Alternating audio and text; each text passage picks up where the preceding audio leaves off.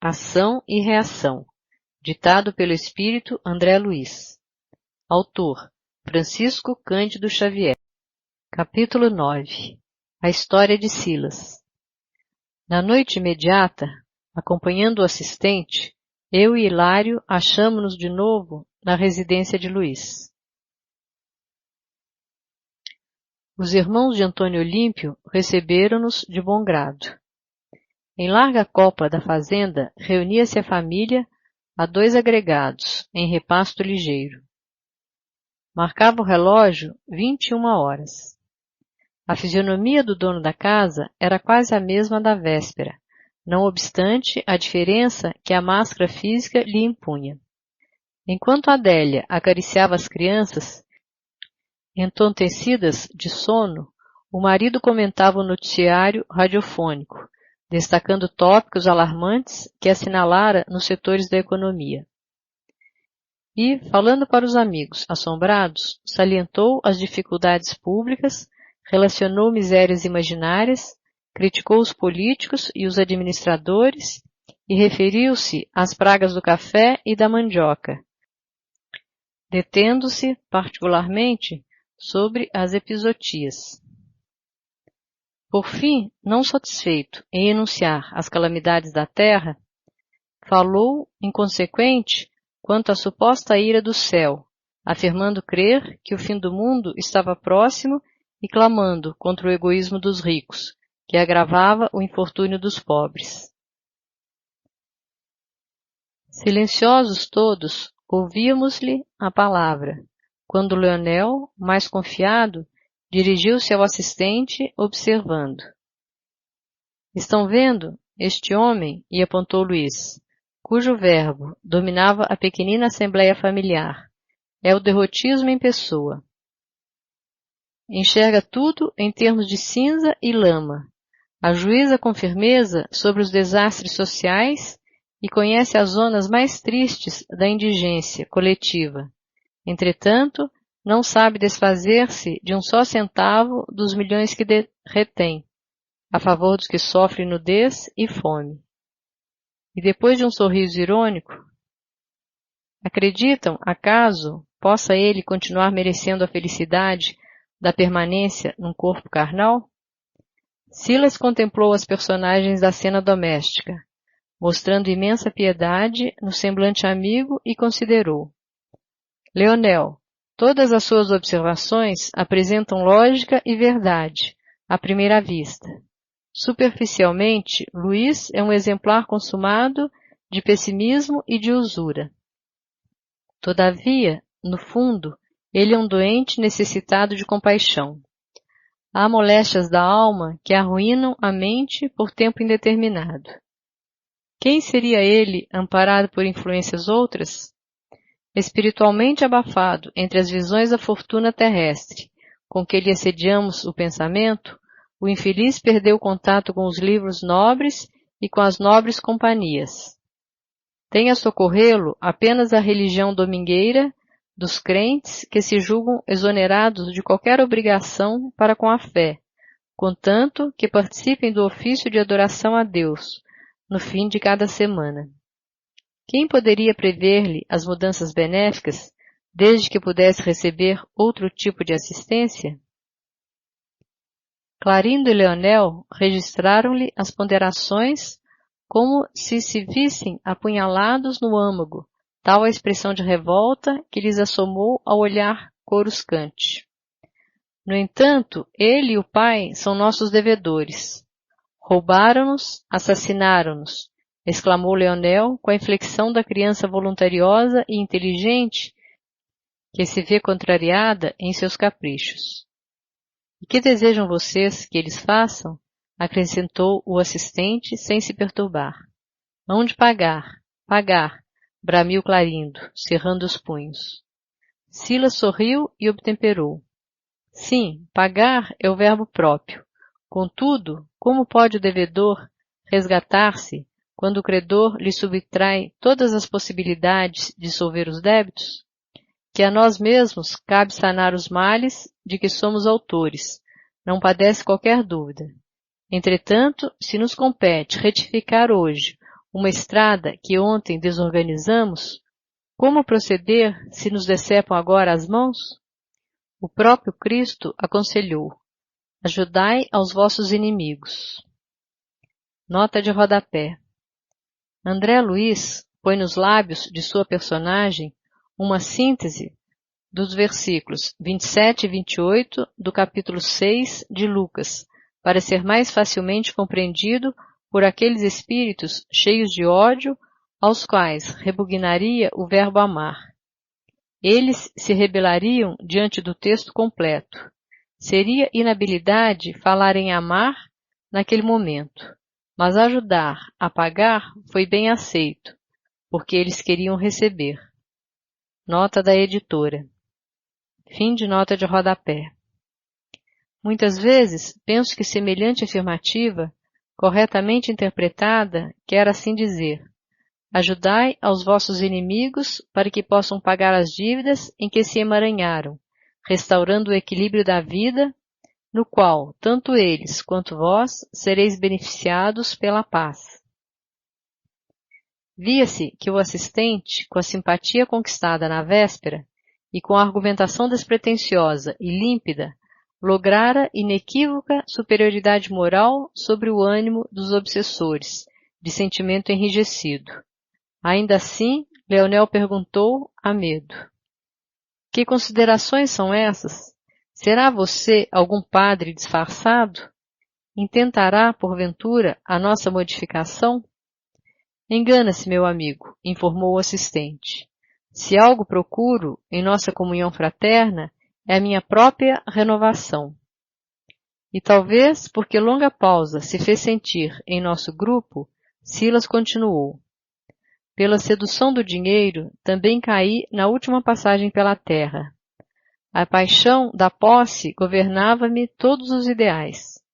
A fascinação pelo ouro tomou-me o ser de tal modo que, apesar de ter recebido o título de médico numa universidade venerável, fugi ao exercício da profissão para vigiar os movimentos de meu velho pai, a fim de que nem ele mesmo viesse a dispor, com largueza, dos bens de nossa casa.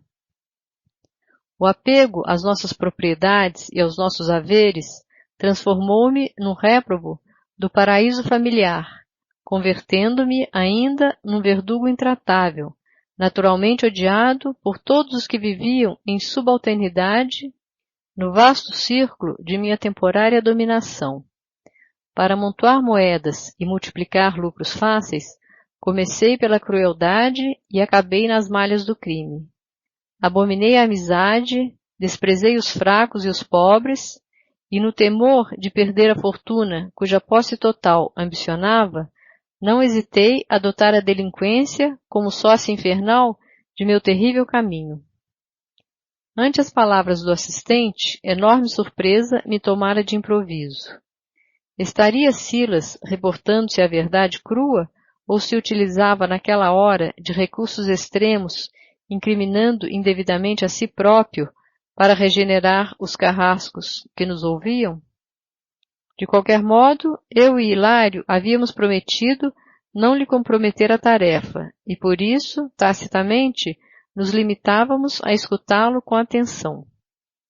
Sentindo, de certo, que Leonel e Clarindo se mostravam tanto comovidos, dando ensejo à assimilação de pensamentos novos, Silas convidou-nos a todos à retirada do ambiente.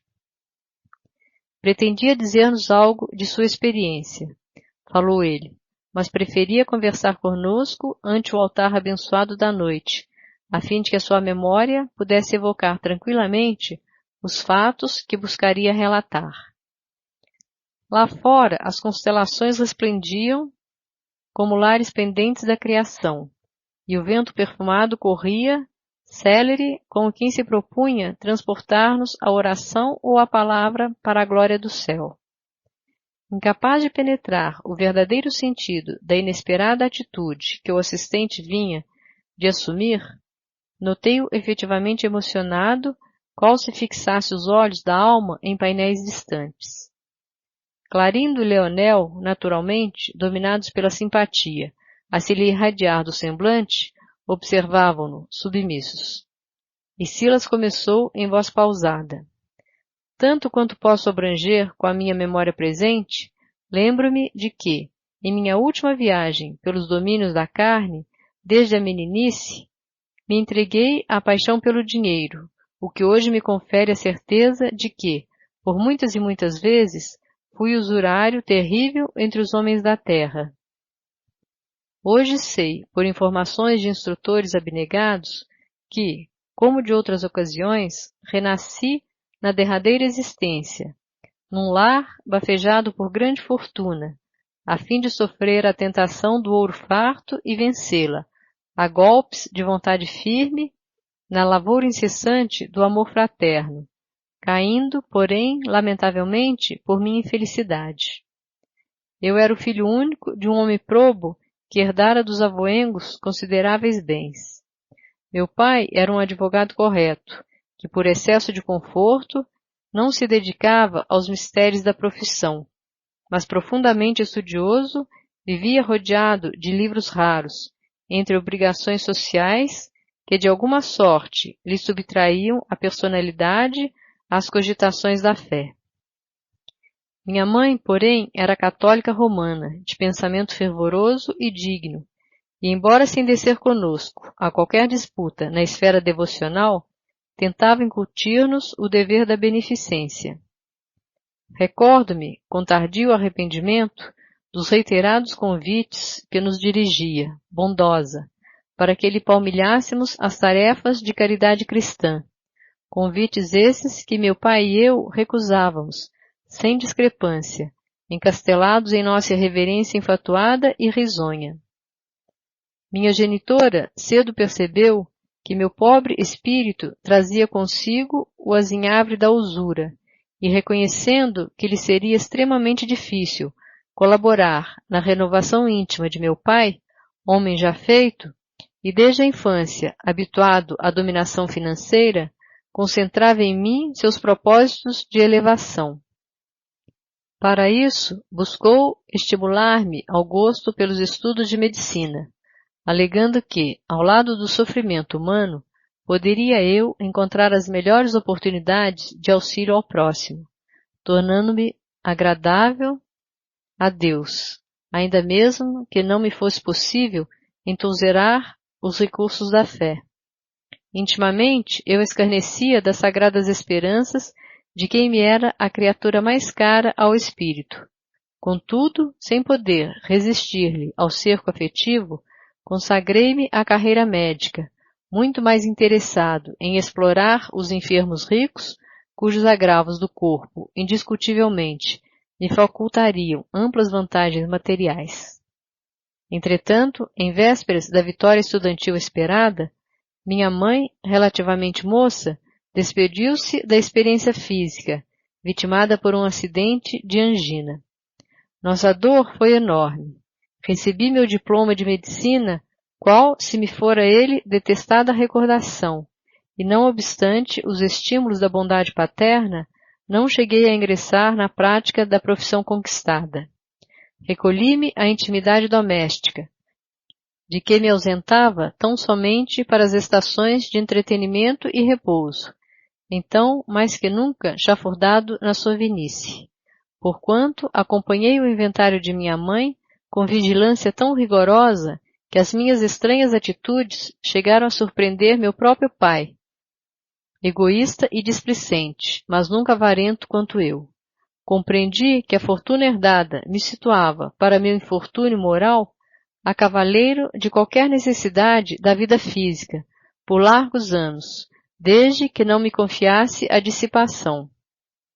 Ainda assim, quando vi meu genitor inclinado às segundas núpcias, quase aos 60 de idade, fiz quanto pude, indiretamente, para dissuadi-lo, afastando-o de tal intento. Ele, todavia, era um homem resoluto nas decisões, e desposou Aida, uma jovem da minha idade, que mal se avizinhava dos 30 anos. Recebi a madrasta como intrusa em nosso campo doméstico, e tomando-a por aventureira comum, à caça de fortuna fácil, jurei vingar-me.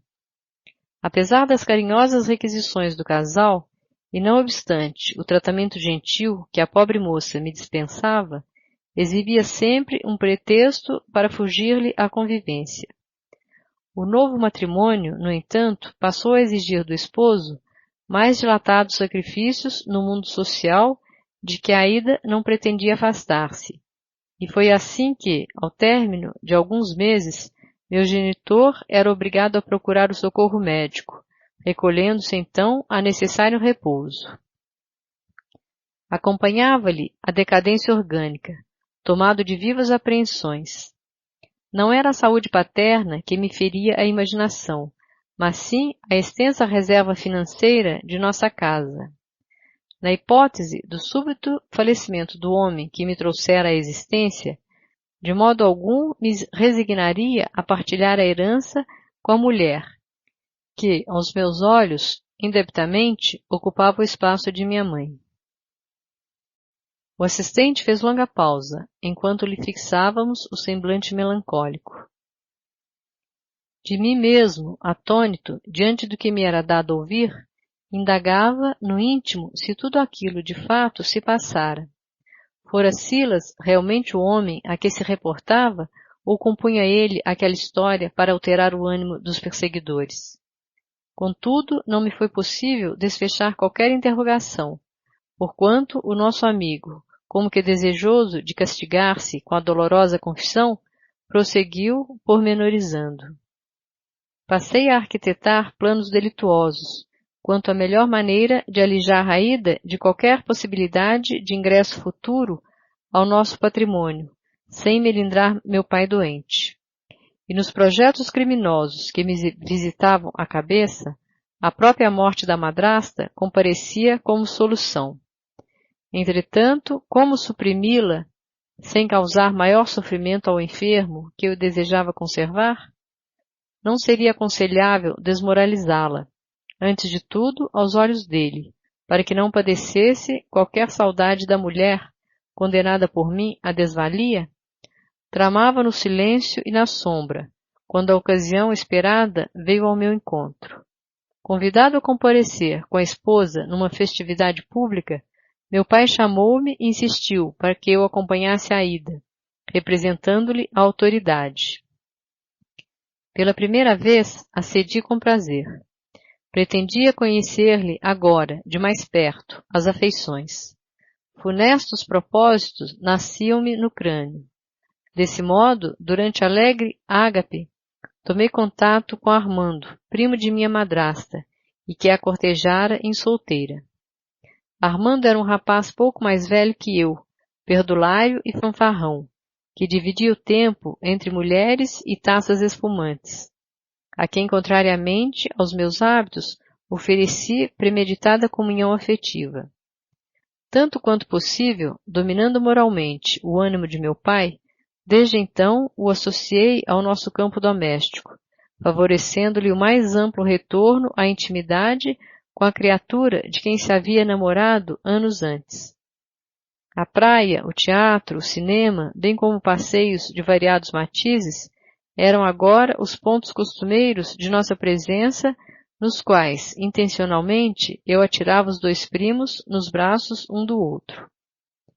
Aida não me percebeu a manobra, e embora resistisse, por mais de um ano, à galanteria do companheiro, acabou por ceder à constante ofensiva dele. Fingi desconhecer-lhes as relações, até que eu pudesse conduzir meu pai ao testemunho direto dos acontecimentos. Inventava jogos e distrações para reter o sedutor em nossa casa. Captei-lhe a confiança absoluta, de modo a usá-la como peça importante em meu criminoso ardil, e certa noite, em que, cauteloso, aparentei completa ausência de nosso templo familiar, sabendo os amantes, segregados em determinado aposento contíguo ao meu, procurei meu pai em sua dependência de enfermo e, mascarando-me com intensa dignidade ofendida, chamei-o a brios, numa exposição sintética dos fatos. Lívido e trêmulo, o doente exigiu provas e nada mais fiz que conduzi-lo, cambaleante, até a porta do quarto, cujo fecho eu próprio deixara enfraquecido. Bastou um empurrão mais forte e meu genitor, desolado, encontrou o flagrante que eu desejava. Armando, cínico, não obstante o desapontamento, afastou-se, lépido, ciente de que não poderia esperar qualquer golpe grave de um sexagenário abatido. Minha madrasta, porém, profundamente ferida em seu amor próprio, dirigiu ao velho esposo acusações humilhantes, procurando seus aposentos particulares numa exploração de amargura. Completando a obra terrível a que me devotara, mostrei-me mais carinhoso para com o enfermo, intimamente aniquilado. 2 semanas arrastaram-se pesadas para a nossa equipe familiar. Enquanto Aida ocupava o leito, assistida por 2 médicos de nossa confiança, que nem de longe nos conheciam a tragédia oculta, afagava meu pai com lamentações e sugestões indiretas para que os bens de nossa casa fossem, na maioria, guardados em meu nome, já que o segundo matrimônio não poderia desfazer-se perante as autoridades legais. Prosseguia em minha faina delituosa quando minha madrasta apareceu morta. Os clínicos de nossa amizade positivaram um envenenamento fulminante e, constrangidos, notificaram a meu pai tratar-se de um suicídio. De certo, motivado pela insofreável neurastenia de que a doente se via objeto. Meu genitor estava mais sombrio nos aparatosos funerais, contudo, em meus destruidores propósitos, regozijei-me. Agora sim, a fortuna total de nossa casa passaria a pertencer-me. Minha satânica alegria, porém, durou muito pouco. Desde a morte da segunda mulher, meu pai acamou-se para não mais se erguer. Debalde, médicos e padres amigos procuraram oferecer-lhe melhoras e consolações. Ao fim de 2 meses, meu pai, que nunca mais sorriu, entrou em dolorosa agonia, na qual, através de confidência entrecortada de lágrimas, me confessou haver envenenado Aida, administrando-lhe violento tóxico no calmante habitual. Isso, no entanto, assegurava-me vencido. Impunha-lhe também a morte de vez que não conseguia perdoar a si mesmo, passando a carregar consigo um fardo de remorso constante e intolerável. Pela primeira vez, minha consciência doeu, fundo. O apego aos bens da carne arrasava-me a vida. O velho querido morreu nos meus braços, crendo que os meus soluços de arrependimento fossem pranto de amor. Deixando-lhe o corpo fatigado na terra fria, tornei à nossa casa solarenga, sentindo-me o mais infortunado dos seres. O ouro integral do mundo não me garantiria agora o mais leve consolo. Achava-me sozinho e infinitamente desgraçado. Todos os recantos e pertences de nossa habitação falavam-me de crime e remorso. Muitas vezes a sombra noturna pareceu-me povoada de fantasmas horripilantes a escarnecerem de minha dor, e em meio da malta de insensíveis demônios a investirem contra mim, tinha a ideia de escutar a voz inconfundível de meu pai, clamando para minha alma. Meu filho, recua enquanto é tempo. Fiz-me arredio, desconfiado. Em pavorosa crise moral, demandei à Europa, em longa viagem de recreio, mas o encanto das grandes cidades do velho mundo não conseguiu aliviar-me as chagas interiores. Em toda a parte, a refeição mais nobre amargava-me na boca, e os mais belos espetáculos artísticos deixavam-me apenas ansiedade e desolação. Regressei ao Brasil, mas não tive coragem de retomar a intimidade com a nossa antiga residência. Amparado pela afeição de velho amigo de meu genitor, aceitei-lhe o acolhimento por alguns dias, até que minha saúde orgânica me permitisse pensar numa transformação radical da existência. Embalado pelo carinho familiar daquele amigo, deixei que longos meses passassem, tentando imerecida fuga mental. Até que, numa noite inolvidável para mim, na qual minha gastralgia se transformara num azorrague de dor, tomei-lhe um frasco de arsênico na adega de meu anfitrião, acreditando usar o bicarbonato de sódio que ali deixara na véspera, e o veneno expulsou-me do corpo, impondo-me sofrimentos terríveis. Qual acontecera à minha madrasta, que desencarnara em padecimentos atrozes, eu também passei pela morte em condições análogas. E os amigos que me asilavam no templo doméstico, desconhecendo o equívoco de que eu fora vítima, admitiram, sem qualquer sombra de dúvida, que eu buscara no suicídio a extinção das penas morais que me castigavam a alma de moço rico e entediado da vida, segundo a versão a que deram curso. Silas relanceou o olhar tristonho sobre nós, como quem procurava o efeito de suas palavras, e prosseguiu. Isso, porém, não bastou para ressarcir minhas tremendas culpas. Dementado, depois do sepulcro, atravessei meses cruéis de terror e desequilíbrio, entre os quadros vivos a se me exteriorizarem da mente, algemada às criações de si própria, até que fui socorrido por amigos de meu pai, que se achava igualmente a caminho da sua recuperação, e unindo-me a ele, passei a empenhar todas as minhas energias na preparação do futuro. Transcorridos alguns instantes de pesado silêncio, concluiu. Como veem, a fascinação pelo ouro foi o motivo de minha perda. Tenho necessidade de grande esforço no bem e de fé vigorosa para não cair outra vez, porquanto é indispensável me consagre a nova experiência entre os homens. Leonel e Clarindo não se achavam mais surpreendidos que eu e Hilário, habituados a encontrar em Silas um admirável companheiro, aparentemente sem aflição e sem problemas. Foi Leonel quem rompeu a pausa, perguntando ao assistente, que emudecera, qual se fora subjugado pela força das próprias reminiscências. Voltará então para a carne, assim tão breve? Oh, quem me dera a ventura de regressar tão apressadamente quanto possível, suspirou o chefe de nossa expedição, algo ansioso. O devedor está inelutavelmente ligado ao interesse dos credores. Assim, antes de tudo, é imprescindível venha encontrar minha madrasta no vasto país de sombra em que nos achamos, para encetar a difícil tarefa de minha liberação moral. Como assim? Perguntei, emocionado. Sim, meu amigo, falou Silas, abraçando-me.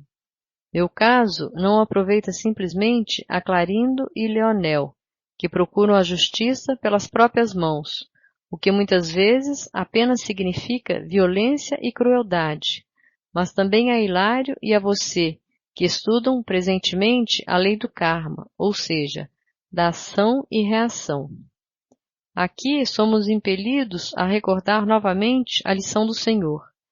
Ajudai aos vossos inimigos, porque, sem que eu mesmo auxilie a mulher em cujo coração criei uma importante adversária de minha paz, não posso receber-lhe o auxílio fraterno, sem o qual não reconquistarei minha serenidade. Vali-me da fraqueza de Aida para arrojá-la ao despenhadeiro da perturbação, fazendo-a mais frágil do que já era em si mesma. Agora, eu e meu pai, que lhe complicamos o caminho, somos naturalmente constrangidos a buscá-la, soerguê-la, ampará-la e restituir-lhe o equilíbrio relativo na terra, para que venhamos a solver, pelo menos em parte, a nossa imensa dívida. Seu pai? Referiu-se a seu pai? Inquiriu Hilário, afoito. Sim, como não? Retrucou o assistente.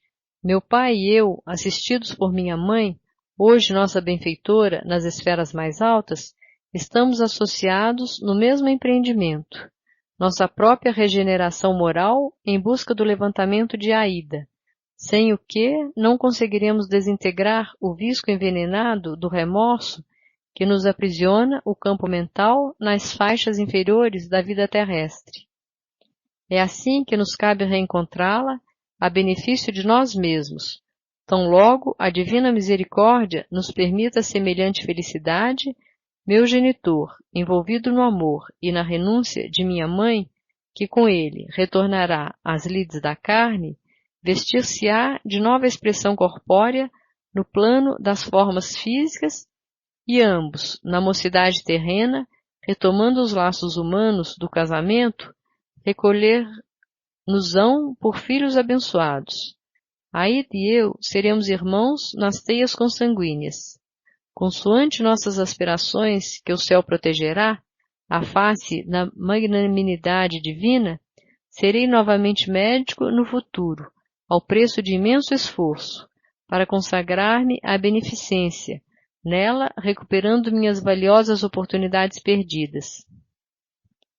Minha madrasta, que por certo viverá sofrendo deplorável intoxicação da alma nos tenebrosos abismos, será socorrida em momento oportuno, e não obstante o tempo longo de assistência que nos reclamará neste plano, em necessário refazimento, sem dúvida renascerá em franzino corpo físico, junto de nós, de maneira a sanar as difíceis psicoses que estará adquirindo sob o domínio das trevas, psicoses que lhe marcarão a existência na carne, sob a forma de estranhas enfermidades mentais. Ser-lhe-ei assim não apenas o irmão do lar, mas também o enfermeiro e o amigo, o companheiro e o médico, pagando em sacrifício e boa vontade, afeto e carinho, o equilíbrio e a felicidade que lhe furtei. A confissão do assistente valia por todo um compêndio vivo de experiências preciosas, e talvez por isso mesmo entráramos todos em grave meditação. Hilário, contudo, como quem não desejava perder o fio do ensinamento, dirigiu-se ao nosso amigo, considerando. Meu caro, disse você estar aguardando, em comunhão com o genitor, a alegria de reencontrar a madrasta. Como entender-lhe a alegação? Porventura, com o seu grau de conhecimento, sofre alguma dificuldade para saber-lhe a moradia? Sim, confirmou o assistente, tristonho. E os benfeitores espirituais que atualmente lhes guiam a senda? Não conhecerão eles o paradeiro dela, orientando-lhes os movimentos no objetivo a alcançar? Inegavelmente, ponderou Silas, bondoso. Nossos instrutores não padecem a ignorância que me caracteriza no assunto. Entretanto, qual ocorre entre os homens, também aqui o professor não pode chamar a si os deveres do aluno, sob pena de subtrair-lhe o mérito da lição. Na terra, por muito nos amem, nossas mães não nos substituem no cárcere, quando devamos expiar algum crime, e nossos melhores amigos não podem avocar para si, em nome da amizade, o direito de sofrer a mutilação que a nossa imprudência nos tem infligido ao próprio corpo. Sem dúvida, as bênçãos de amor dos nossos dirigentes hão trazido à minha alma inapreciáveis recursos. Confere-me luz interior para que eu sinta e reconheça minhas fraquezas e auxiliam-me à renovação, a fim de que eu possa demandar, com mais decisão e facilidade, a meta que me proponho atingir. Mas, em verdade, o serviço de meu próprio resgate é pessoal e intransferível. Leonel e Clarindo ouviam-no, boquiabertos. Falando de si mesmo, o assistente, sem lhes ferir o amor próprio, trabalhava indiretamente para que se entregassem ao reajuste. E pela expressão do olhar, via-se que os dois verdugos revelavam agora admirável mudança íntima. Hilário refletiu alguns instantes e voltou a considerar. Mas todo esse drama deve estar vinculado a causas do pretérito. Sim, de certo, confirmou o assistente. Mas em nossa atormentada região não há tempo mental para qualquer prodígio da memória. Achamo-nos presos à recordação das causas próximas de nossas angústias, dificultando-nos a possibilidade de penetrar o domínio das causas remotas, porquanto a situação de nosso espírito é de um doente grave, necessitado de intervenção urgente, a favor do reajuste.